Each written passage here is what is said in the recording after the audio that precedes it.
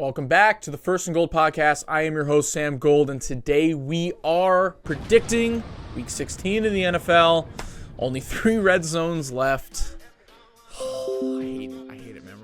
We're so close to approaching that stupid group picture of the whole red zone crew where I shed a tear that it sucks. But it's okay. It's okay, guys. We got a lot of fun football ahead of us. I'm totally not freaking out about what my life's going to be like without football for the next 8 months. But it's right. It's only December. We still got a lot of games left. And before we get to my predictions, once again, you guys commented down below on last week's video your bold prediction for Week 15. And our winner is Reed Andy. Now, once again, nobody got anything right. And we're filming this on Monday afternoon before the Monday night games. So I picked a comment that predicted a Monday night game. And I only picked this because I thought it would be really funny if this actually happened.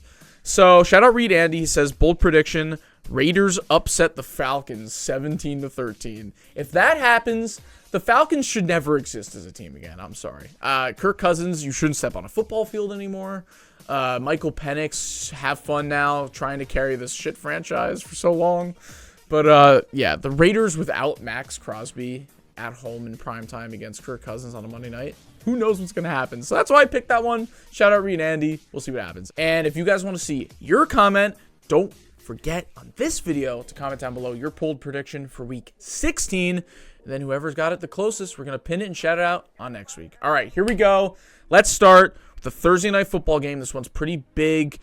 Although the AFC playoff picture is pretty much set, the Bengals are still mathematically alive. The Colts are mathematically alive. There's no shot for the Colts. I'm sorry. But it's Broncos-Chargers. That's the game in LA. The Chargers have kind of looked weird lately. The Broncos defense against Jim Harbaugh-led offense is going to be an interesting matchup. As much as I want to pick the Broncos to win this game, I actually think the Chargers are going to bounce back. I really do. I think Justin Herbert's still better than Bo Nix. I think Jim Harbaugh can draw up a good enough game plan against a rookie quarterback on his defense to just squeak this one out 19-17 at home. Of course, there's Saturday games now. So, and of course, it's the Chiefs at 1 o'clock. I'm going to have to use my Saturday 1 o'clock to go watch the Chiefs with probably Carson Wentz lose to the Texans and just see the 1 seed fade away from existence. Hopefully not, though. Hey, look, I saw someone said that the funniest timeline ever would be for Carson Wentz to beat the Eagles in the Super Bowl with the Chiefs. That would be pretty crazy, just saying. You know, the first ever Chiefs quarterback to wear number 11 to lead us to the promised land. Sorry, Alex Smith. That was slandering Alex Smith there, but anyways, regardless if it's Mahomes or Carson Wentz, I think the Chiefs lose this game. I really do. And the Texans actually have had similar problems this year with not only their offensive line, but CJ Stroud's in a little bit of a slump this year. He's not bad, but he's just not as good as he was in his rookie year. And they kind of just play this middling football where they barely beat these teams. So similar matchup.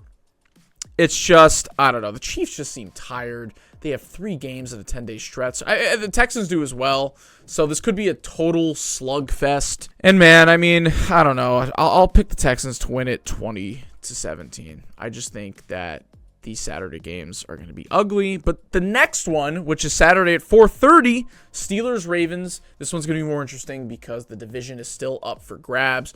Lamar's playing better again. But if there's one team he doesn't play that well against, it's the Steelers. And the Steelers are coming off of a loss, so maybe they're hungry. I don't know what's going to happen in this game. It's in Baltimore. So, look, the Steelers won the first iteration of this matchup. So I'm going to give this one to the Ravens. It feels like they split a lot. Hopefully Derrick Henry maybe has a bounce-back game. He didn't do anything against the Giants. So let's pick the Ravens. It's going to be a weird score like it always is. I'll go 15-13 Ravens. All right, let's move to the Sunday 1 o'clock slot. If the Falcons do end up beating the Raiders tonight, this is actually a very important game for them at home against the Giants. I mean, kind of like with the Raiders. Like, if you don't win this game, why would we ever even consider you in the playoff conversation? Because if they win this game tonight, they actually control their own destiny. They're ahead of the Bucs. So a game against the Giants at home is huge for them. And even though the Falcons could totally blow it because it's the Falcons, I'm still going to pick them to win it against the Giants, 24-13. This is funny. Shout out Al and I and our friend Youssef. You've probably seen one of the videos. We're going to Jets-Rams this coming week. We'll get to that game in a second. Nobody's going to care about this fact. I don't even know why I'm mentioning it, but let's just do it anyways. For some reason, every time I go to a game in person, Lions at Bears is happening simultaneously at 1 o'clock. I don't know. It's so weird. Literally, it's been like the last 4 times I've gone to a game in a certain year, just Bears-Lions, and I always just miss it on television. So let's just go ahead and predict some Bears-Lions. And the Lions, even with the injuries, the Bears are probably one of the worst teams I've ever watched in my life. So I'm going to pick the Lions. I'm not kidding. I can't watch the Bears anymore. It's disgusting. I'm going to pick the Lions to win this one 27-10. Panthers hosting the Cardinals. I just already know the sky is going to be gray in Carolina. I just know it is. Panthers, Cardinals, 100%. The Panthers are going to be wearing black and silver, and the Cardinals are going to be wearing their all white. Kyler Murray's going to look so short in that stadium, just scurrying around. It's such a... I don't know why this game just feels like it's bad vibes. I don't know what it is. I feel like the stadium is going to be half empty. I don't know. It's just a very odd matchup. And I'm going to pick the Panthers. This is a perfect game for the Cardinals to look good last week, stay alive in the playoff hunt, and then for Kyler Murray just to throw 3 interceptions. So I'm going to pick the Panthers to win this one 24-19. All right, and then the game I just mentioned, Al and I are going to, Jets, Rams at MetLife. And although obviously I think the Rams are going to win it, I just want this to be a great game. I just want to go in person and see a nice matchup. And I'm looking through some of the games here. Although I do want it to be close, back and forth, this is going to be my lock of the week. I think the Rams absolutely need to win this game. They are going to win it 28-20 in MetLife. Commanders, Eagles in Washington. Here's the thing, though. I just can't keep doubting the Philly. I just can't. I can't. Even if the Commanders look good, even if they're going to make the playoffs, at this point, the Eagles are probably the best team in the NFC. I said this in the last video. Anything can happen. It's a divisional matchup, but I just got to keep rolling with the Eagles to win this one 27-21. Battle of the Ohio teams, Bengals, Browns. I think the Bengals, even though they're playing shit opponents that nobody cares about, I think they are starting to gain a little bit of confidence. Now, I don't want people to think just because they're on a little bit of a winning streak that they're actually ending the season good. No, they still have a ton of problems, and hopefully they do really clear out some of that staff this coming offseason. I don't care if they even win out and 9-8. But yeah, the Bengals are going to win this game 30. Ooh, I'm going to go actually I'm going to go in the 40s. I'm going to go 41-28. Yeah, they're going to give up 28, and this is the game that Jameis Winston throws for 4 touchdowns again. Okay, Colts hosting the Titans. This is the most week 4 game of all time that's being played in week 16. Does anybody know what I mean? Anybody out there that knows what I mean when I say stupid things like that? I don't know, but this feels like a week 4 matchup. But it's happening in week 16. So Colts, Titans, sneaky good uniform matchup. If the Titans go the all white and the Colts go their normal home uniforms in the dome, I think that looks nice. It's not going to be my uniform matchup of the week because we have a good one coming up. But, yeah, I'm going to pick the Colts to win it. Unless Anthony Richardson and that team does something stupid like last week. I just think they are the better team, even though the Titans can get frisky. And I'll make it close. I'll pick the Colts to win it 23-20. Very classic matchup here. I just feel like Al and I were talking about this off camera. I feel like we see this matchup all the time. Vikings at Seahawks. Now, the weird part is that this is not a primetime game. I feel like every time the Vikings go to Seattle, it's like a Sunday night football game. But very close. This is second place for uniform matchup of the week. Very close, but here's the thing. The Seahawks might not have Geno Smith.